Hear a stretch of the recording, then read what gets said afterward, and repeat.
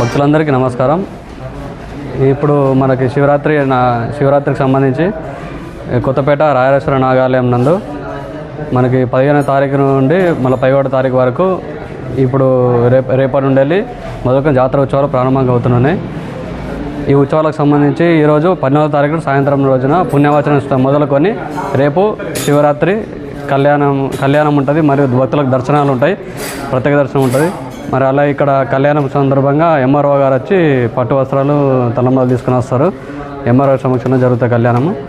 అదేవిధంగా సర్పంచులు అందరూ కూడా చుట్టుపక్కల గ్రామాలు కొత్తపేట, మూటపల్లి, ఒడ్ర కాలనీకి సంబంధించిన సర్పంచులు కానీ చుట్టుపక్కల గ్రామాల నుంచి కూడా వచ్చి ప్రతినిధులు వచ్చి ఇక్కడ కార్యక్రమం పాల్గొంటారు. అదేవిధంగా కళ్యాణం తదనంతరము మన సాంస్కృతిక కార్యక్రమాలు కూడా జరుగుతాయి. ఇక్కడ డ్యాన్స్ ప్రోగ్రామ్ ఉంటుంది స్కూల్ పిల్లల చేత. దాని తర్వాత రోజు రుద్రాభిషేకం, రుద్రహోమము ఇవన్నీ జరుగుతాయి. ఈ 11వ తారీఖు నాడు రథోత్సవం ఉంటుంది 12 గంటలకి మధ్యాహ్నము. తర్వాత మల్లన్న బోనాలు కూడా స్టార్ట్ అవుతాయి సాయంకాలం గట్ట. దాని తర్వాత మనకు ఈ ఉత్సవాలు అనేవి ముగుస్తాయి.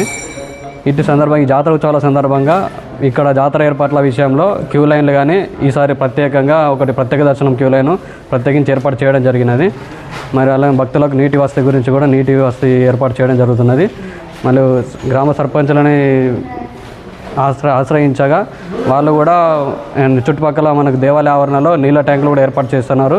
మరి చెత్త ట్రాక్టర్ కూడా ఏర్పాటు చేసి పారిశుద్ధ్యం దృష్ట్యా శ్రద్ధ చూపించుకుంటున్నారు శానిటైజేషన్ విషయంలో కానీ.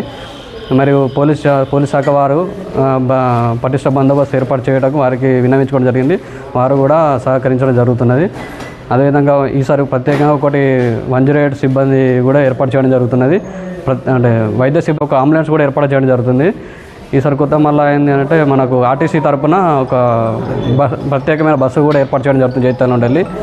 అది ఈసారి కొత్తగా ఏర్పాటు చేయడం జరిగింది. మరి అదేవిధంగా మనకు ఫైర్ స్టేషన్ నుండి కూడా ఫైర్ స్టేషన్ వాళ్ళని కూడా సంప్రదించడం జరిగింది. వాళ్ళు కూడా ఏర్పాటు చేస్తామన్నారు వెహికల్. ఇంకా శానిటేషన్ విషయాలు కానీ మెడికల్ డిపార్ట్మెంట్ అందరూ ప్రభుత్వ అధికారులు, ఎంపీడీఓ సారు, మరి ఎంపీఓ మేడం, ఎంఆర్ఓ గారు వీళ్ళందరూ ఎస్ఐ గారు అందరూ కూడా కలిసి అందరినీ కూడా సంప్రదించి ఆయా డిపార్ట్మెంట్ నుండి కూడా సహకారం అందించడం కోరడం జరిగింది. ఇటు జాతర ఉత్సవాలు కూడా నేటి నుంచి వెళ్ళి ప్రారంభం కానున్నాయి. కావున భక్తులందరూ మరియు ప్రజాప్రతినిధులు కానీ ఇంకా అధికారులు అందరూ కూడా దేవాలయాన్ని సందర్శించి ఈ స్వామివారిని దర్శించుకొని ఉత్సవంలో భాగంగా 14 సాయంత్రం నుంచి వెళ్ళి 15, 16, 17 తారీఖులలో మహాశివరాత్రి ఉత్సవాలు ఉంటాయి. కావున 15 నాడు నైటు స్వామివారి కళ్యాణం, దాని అనంతరం సాంస్కృతిక కార్యక్రమాలు, 16 నాడు హోమాలు, 15 నాడు రథోత్సవం, అలాగే మల్లన్న బోనాలు ఉంటాయి. కావున ఈ యొక్క జాతరకు దాదాపు 30 నుంచి 40 వేల జనాభా వస్తుంది. దానికి అనుగుణంగా త్రాగునీటి కానీ, విద్యుత్ కానీ, వివిధ కార్యక్రమాలు, అలాగే ప్రత్యేక బస్సు ఏర్పాటు చేయడం జరిగింది. భక్తులు గమనించి మన యొక్క ఈ జాతర కార్యక్రమానికి రావాల్సిందిగా, అలాగే ప్రజాప్రతినిధులు, వివిధ హోదాలో ఉన్న నాయకులు వచ్చి ఈ యొక్క మహాశివరాత్రి ఉత్సవాల్ని కొత్తపేటలో జరుపుకొని స్వామివారి కృపకు పాత్రులు కాగలరని కోరుచున్నాను. ఆలయం ప్రసిద్ధిగాల్చింది. దాదాపు 30 సంవత్సరాల నుంచి భక్తులకు దర్శనమిస్తూ కోరిన కోరికలు నెరవేరుస్తూ అందరికీ ఆ దేవుని ఆశీస్సులు పొందుతూ చాలా వరకు వందల మంది భక్తులు ఉన్నారు. కాకపోతే వాళ్ళకు సౌకర్యం తక్కువ ఉంది కాబట్టి నేను మీనుగు రాజగంగు అయిన అంజయ్య అని నేను చాలా వరకు దాదాపు 5 సంవత్సరాలలో కనివిని ఎరగని రీతిలో నేను చేసి ఈ దేవునికి పాటుపడతా. మీ ప్రజలకు కూడా నిత్యావసరం చీరలు మార్చుకుంటానికి కూడా ప్రత్యేకించి కానీ, అక్కడ దిగడానికి తాళం చేసడానికి తంతెలు కానీ, భక్తుల చేత కమాన్ కానీ అవన్నీ అభివృద్ధి చేసుకుంటూ దీన్ని గార్డెన్ సౌకర్యం చేస్తూ ఇక్కడ ఎందుకు చెప్తుందంటే సరస్వతి ఎక్కడ ఉందో నీళ్ళు అక్కడ ఎంత గుడి చుట్టూ తిరుగుతుంటాయి కాబట్టి ఇది మండలమే కాదు అందరి ఆశ జ్యోతి దేవుడు. నిజంగా ఇసుంటి భూమి అడుగు ప్రజలకు ఎంతో మేలు జరుగుతుంది. భక్తుల సౌకర్యం కోసం నిరంతరం మేము చైర్మన్ నేను పాలకవర్గం మెంబర్లు నిరంతరం నిద్రపోకుండా సేవలో నిమగ్నమవుతామని, నేను ఒక సంవత్సరం వరకల్లా చైర్మన్ సహకారంతో, నేను అందరి సహకారంతో ఖచ్చితంగా వచ్చే సంవత్సరం వరకల్లా ఇంచుమించు ఒక 50 లక్షల వరకు సీసీ రోడ్లు ఏదన్నా ఇక్కడ చేస్తా అని, ఇప్పుడు ఎన్నికలు కాదు నేను చేయాలన్న దృఢనిశ్చయంతో నేనున్నా. నాకు నిజంగా దేవుడే గెలిపించిండు. మీ అందరికీ ధన్యవాదాలు. శర్మ, అర్చకులు, శ్రీ రాజరాజేశ్వర నాగాలయం, కొత్తపేట. ఇది 27/12/1993 సంవత్సరం వెలిసింది. దీనికి పుట్టలో పాము కనపడింది కాబట్టి దానికి రాజరాజేశ్వర నాగాలయం అని పేరు పెట్టి పూజా కార్యక్రమాలు నిర్వహించడం వల్ల ఇది దినప్రవర్తమనమే పెరుగుతున్నది. అంతేకాకుండా దంపతులకు సంబంధించినటువంటి ఆది వంధ్యాది దశవిధ వంధ్యా దోషాలు, సంతానం కావడానికి కానీ, పెళ్లి కావడానికి కానీ, ఇతరత్ర మానసిక వైఫల్యాలకు కానీ ఇక్కడ ఒక 41 రోజులు లేక 5 వారాలు లేక 11 వారాలు ప్రదక్షిణాలు చేసి స్వామివారి అనుగ్రహం పొందితే సంతానం లేని వారికి సంతానం కలుగుతుందనటంలో సందేహం లేదు. మానసిక ప్రశాంతత కూడా చేకూరుతుంది. అంతేకాకుండా ఇది కూర్మపృష్ఠ భూమి. కూర్మపృష్ఠ భూమి అంటే తూర్పు వైపు ఎత్తు పల్లంగాను, మధ్యలో ఎత్తుగాను, మళ్ళీ పశ్చిమ వైపు పల్లంగాను ఉంటుంది. దాన్నే కూర్మపృష్ఠ భూమి అంటారు. ఇక్కడ దక్షిణం నుంచి ఉత్తరానికి ఒక నీటి ప్రవాహం పడుతుంది. అంతేకాకుండా దక్షిణం నుండి పశ్చిమ వైపు, దేవాలయానికి పశ్చిమ వైపు దక్షిణ ఉత్తరానికి వాగు పారుతుంది. దాన్నే శివగంగా అని పేరు వచ్చింది. అందరూ కూడా మంచికి కానీ చెడులకు కానీ ఈ శివగంగలో స్నాన కార్యక్రమాలు చేసుకుని స్వామివారి దర్శనానికి వచ్చేటువంటి మహిళామణులు, పురుషులు ఎవరే కానీ శివగంగలో స్నానం చేసి ఇక్కడ దర్శనానికి వచ్చుడు ఆనవాయితీగా వస్తున్నది. అంతేకాకుండా ప్రతి ఒక్క భక్తుని యొక్క కోరికలు తీర్చేవాడు కొత్తపేట నాగన్న అనేటువంటి పేరు వచ్చింది. ఈ శివరాత్రి పర్వదినాన్ని పురస్కరించుకొని స్వామివారి బ్రహ్మోత్సవ కార్యక్రమాలు త్రయాహనిక అంటే 3 రోజుల కార్యక్రమాలు అన్నమాట. ఈ 3 రోజుల కార్యక్రమాల్లో భాగంగా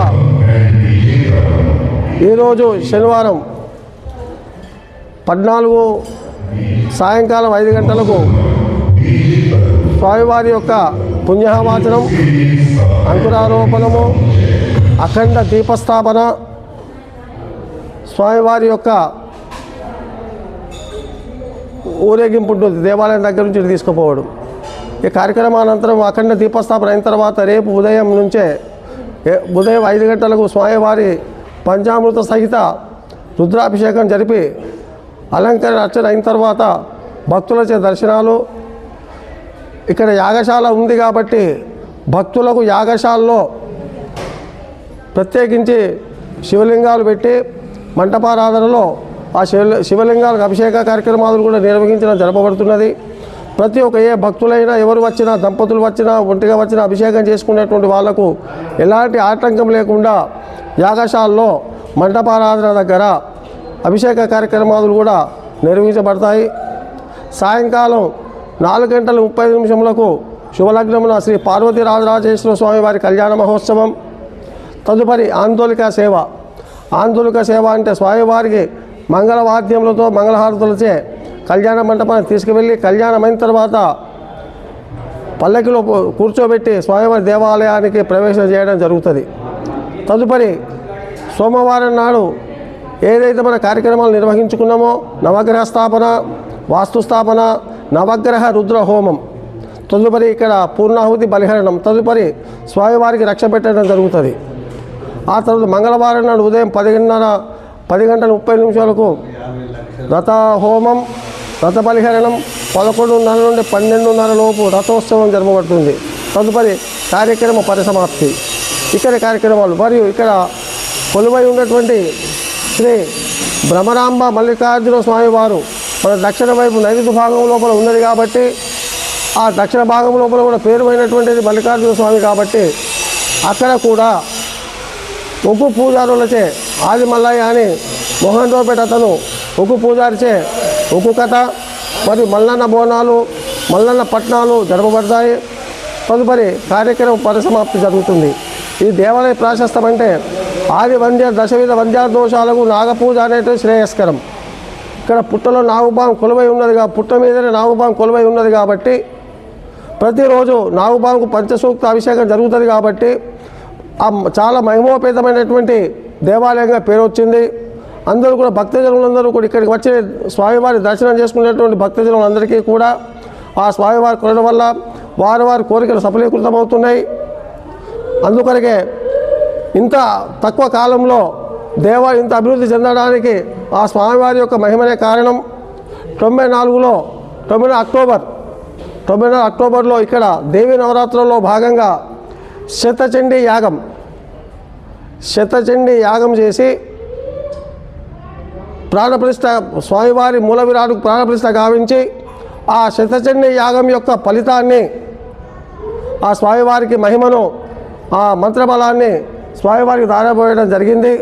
అందుకొరకే ఈ దేవాలయం కొద్ది కాలం లోపలనే దినది ప్రవర్తమానమవుతున్నది. అంతేకాకుండా దేవాలయానికి దక్షిణ వైపు ఉన్నటువంటి మహాగణపతి లక్ష్మీ గణపతి అంటారు దీన్ని.